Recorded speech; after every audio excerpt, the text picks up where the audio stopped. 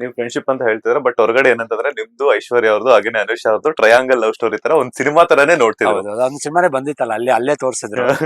Triangle creations ಮತ್ತೆ ಬಂದ್ರು ಐಶ್ವರ್ಯ ಅಂತ ಒಂದು ಸಿನಿಮಾ ತರ ಪೋಸ್ಟರ್ ಎಲ್ಲ ರಿಲೀಸ್ ಮಾಡಿದ್ರು. ಹೌದು.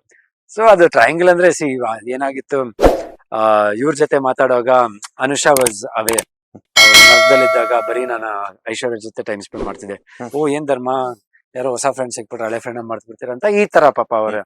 ಆಮೇಲೆ ಸಡನ್ ಆಗಿ ಅದೇನೋ ಗೊತ್ತಿಲ್ಲ, ಅನುಷಾ ಜೊತೆನೆ ಬಾಂಡಿಂಗ್ ಇನ್ನೂ ಜಾಸ್ತಿ ಆಗಿತ್ತು. But Aishwarya took it very sportively. ಅವ್ರದ್ದು ಏನು ಪಾಪ ಇದಿರಲಿಲ್ಲ. ಹೌದು, ನಿಮ್ಮಿಬ್ರು ಫ್ರೆಂಡ್ಶಿಪ್, ನೀವಿಬ್ರು ಇನ್ನೂ ಪರಿಚಯ ಇರೋರು, you all know each other. So ಅವ್ರಿಗೂ ಒಂದು ಇದಿತ್ತು ನಮ್ಮ ಇಬ್ರ ಮೇಲೆ, like we are more good friends ಅಂತ. ಸೊ ನಾನು ಇವ್ರ ಜೊತೆನೇ ಇರ್ಬೇಕು, ಅವ್ರ ಜೊತೆನೆ ಇರ್ಬೇಕಂತಲ್ಲ, ಎಲ್ರ ಜೊತೆನೂ ಇದ್ದೆ ಮನೆಯಲ್ಲಿ. ಎಕ್ಸೆಪ್ಟ್ ನನಗೆ ಬಾಂಡಿಂಗ್ ಅಂತ ಕಮ್ಮಿ ಇದ್ದಿದ್ದು ಗೌತಮಿ ಅವ್ರ ಜೊತೆ. ಆಮೇಲೆ ಸ್ವಲ್ಪ ಮೋಕ್ಷಿತ ಅವ್ರು ಕನೆಕ್ಟ್ ಆದ್ರು. ಅವರು ಮಂಜಣ್ಣ ಮತ್ತೆ ಗೌತಮಿ ಒಂದು ಆಚೆ ಬಂದ್ಮೇಲೆ ಸ್ವಲ್ಪ ಕನೆಕ್ಟ್ ಆದ್ವಿ. ಅದ್ ಬಿಟ್ರೆ ಎಲ್ರ ಜೊತೆನೂ ಐ ಥಿಂಕ್ ಭವ್ಯ ಜೊತೆ ಆಗಿರ್ಬೋದು, ನಮ್ಮ ಇವರು ತ್ರಿವಿಕ್ರಮ್, ಆಮೇಲೆ ಫಸ್ಟ್ ಲಾಸ್ಟ್ ವೀಕ್ ಅಲ್ಲಿ ವೈಲ್ಡ್ ಕಾರ್ಡ್ ಎಂಟ್ರಿ ಬಂದಿದ್ದು ರಜತ್ ಮತ್ತೆ ನಂದು combination.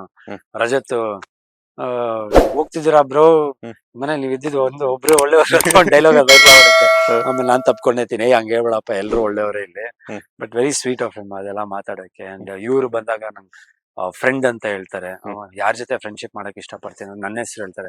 It's very sweet of her. Shobha ಅವರು, ಅವ್ರು ಒಂದು ಎವ್ರಿಬಡಿ, ಎಲ್ಲಾರ ಜೊತೆ ಒಂದು ಒಳ್ಳೆ ಕನೆಕ್ಷನ್ ಇತ್ತು ನಮ್ಗೆ.